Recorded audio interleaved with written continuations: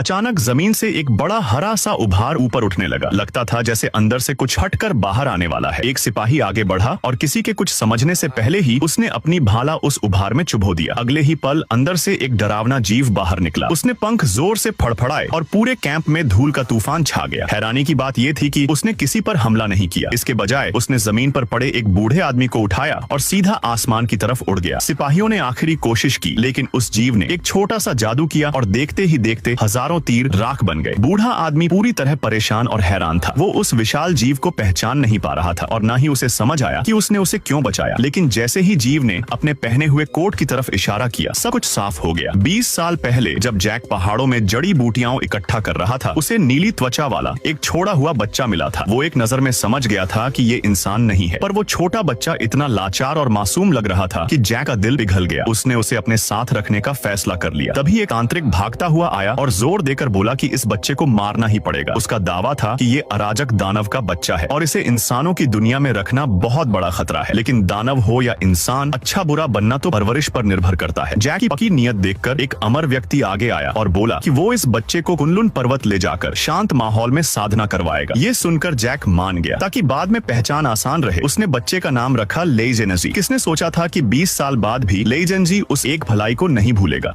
इस फ्लाइट में किसी को भी आवाज करने की इजाजत नहीं थी, क्योंकि जरा सी आहट होती ही मॉन्स्टर तुरंत इंसान को उठा लेता। एक यात्री ने सोचा कि अब कोई बदबू की शिकायत न करे, इसलिए उसने जूते उतार दिए। मगर अचानक उसे हिचकी आ गई और मॉन्स्टर ने तुरंत पकड़ लिया। उसके पास बैठी लड़की सहम गई, लेकिन बच गई क्योंकि वो गूंगी थी। पीछे बैठी एक औरत का बच्चा रोने ही वाला था कि तभी एयर होस्टेस दौड़ कर आई और बच्चे को किसी तरह चुप करा दिया। मगर पास ही बैठा एक लड़का धीरे से बड़बड़ाया, ये कैसे कर लिया? मॉन्स्टर ने उसे भी उठा लिया। अब पूरा विमान खामोशी और डर में डूब गया। पायलट तक इतने सहमे कि सीट पर ही आंखें मूंदकर सो गए। एयर होस्टेस ने उन पर कंबल डाल दिया, लेकिन जैसे ही वो सोए, विमान बिना किसी कंट्रोल के क्रैश हो गया। टक्कर के बाद भी कोई आवाज करने की हिम्मत नहीं कर पाया। सब अपनी अपनी सीटों पर जड़ बने बैठे रहे। जब एयर होस्टेस ने बताया कि मॉन्स्टर इस हादसे में मर चुका है, तभी सबने चैन की सांस ली। लेकिन वॉशरूम में छिपा एक आदमी इससे बेखबर था। उसे लगा बाहर अभी भी खतरा मंडरा रहा है। वो लगातार 3 दिन तक वॉशरूम में बंद रहा, बिना दरवाजा खोले।